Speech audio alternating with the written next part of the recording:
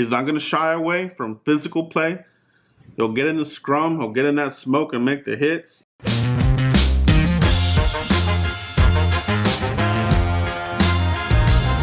Hey, what's up, everybody? Today we're going to talk about the Dallas Cowboys second-round picks under Jason Garrett. This is serious.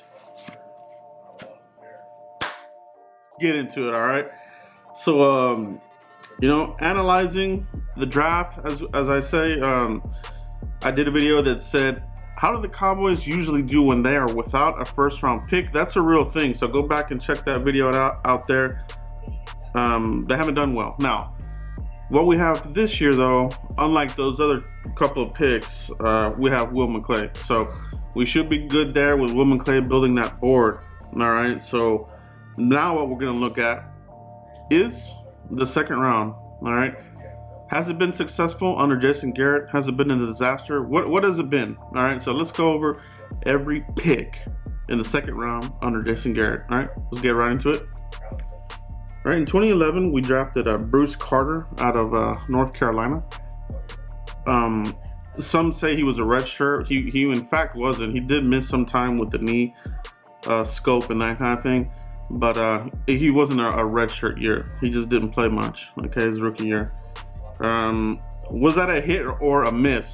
All right, for that one, I'm going to say you got to flip a coin on that one right there. All right, because it did give you some productivity, after his rookie year, but they didn't re-sign him. All right, they let him walk. All right, so, okay on Bruce Carter. 2012, we didn't have a second round pick. All right, 2013, the number 47 pick in the second round, Gavin Escobar. Okay, this was a disaster, and this was a miss, a bust. All right, so the Cowboys, they tried to get cute there with that pick. It was a wasted pick. They wanted to go with the whole two tight end personnel, trying to mimic what the Patriots did with Gronkowski and the other guy, the murderer. I forget his name right now, but you know what I'm talking about. That didn't happen. All right, and that'll never happen here with the Cowboys. All right, so in 2014, all right, DeMarcus Lawrence with the 34th pick in the second round. Cowboys moved up all the way up to the top there to get DeMarcus Lawrence. This was a hit, all right. Started out bumpy, all right, and this is where I like to tell fans about Taco Charlton that kind of the same career arc, a little slow to start, Same with Lawrence. I mean, he did have the 8 sacks, but he had some off-field stuff, injured again.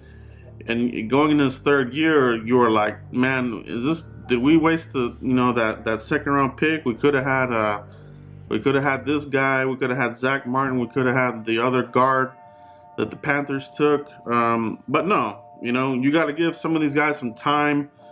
It's always that 3-year rule, that Parcells talks about, and Tom Landry. So, how do they look in that third year? The third year is that money back year. So Taco Charlton, third year coming up. Let's see what he does. But for DeMarcus Lawrence, the trade up was worth it, and that was a hit. All right, so good pick there.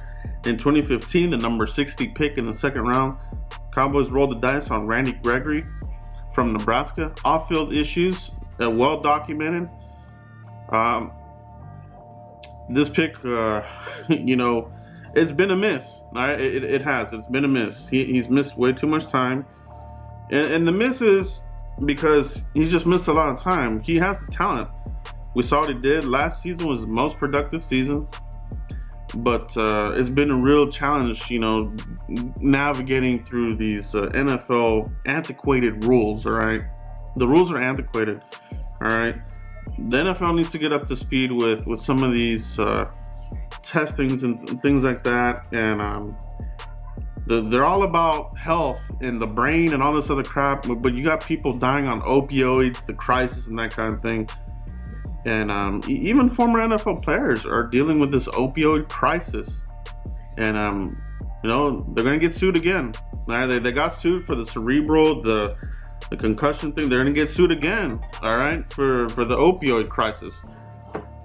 They're always behind in this kind of stuff, so they need to fix that marijuana thing there. It's stupid. All right, it is stupid. So I feel bad for Randy Gregory. but he's been a miss only because of his inability to stay under these strict, ridiculous NFL rules. So that one there, I mean, you could flip a coin on that one, I guess you could say. In 2016, with the 34th pick in the second round, the Cowboys rolled the dice again on Jaylon Smith. Came back from a catastrophic injury. All right, we're talking catastrophic injury here. Torn knee, torn nerve, the foot. He had a lot going on there. I mean, that was a devastating injury. I just hate even looking at that replay because, I mean, you can almost feel that. There was an ugly injury. And in that Fiesta Bowl, it was just bad timing for him. But things have really turned around for Jaylon Smith. This is a hit, all right? He's improved every single season. All right, last season, he looked good. This next season, I expect even more. You know, he'll be a restricted free agent after this coming season. So Cowboys would be wise to extend him sometime during this season, I would think, you know, but who knows? I mean, looks like they're taking a different approach to, you know, re-signing their own players as well. So we'll see what they do there. In 2017, with the 60th pick, Chidobe Awuzie. All right. This has been a hit. And for me, he's one of my favorite cornerbacks. All right. He's not going to shy away from physical play. He'll get in the scrum. He'll get in that smoke and make the hits on the runner, the receiver. He's right there in that back pocket. I love Chidobe Awuzie. I think he's a guy that you're going to want to carry a second contract towards. All right. I see him as that caliber type of guy. So that was a hit right there. All right. 2018 with the 50th pick, Cowboys selected Connor Williams. All right. All right. So is this a hit or a miss? Too early to say. I think the expectation from Cowboys fans was way up here when it should have been a little bit down here because we're so used to drafting first round offensive linemen that come in here, plug and play right off the bat and dominate, right? Connor Williams was a second round pick for a reason. You know, he's lacking some strength there, and the tape showed some of that. You know, making the transition from tackle, moving inside to guard, that was a transition. You know, going up against these big defensive tackles in the NFL, strong guys. But I feel good about him moving forward. Cowboys have a really good strength and conditioning program here, one of the best in the entire league. All right, so I feel that he's going to be a lot better here.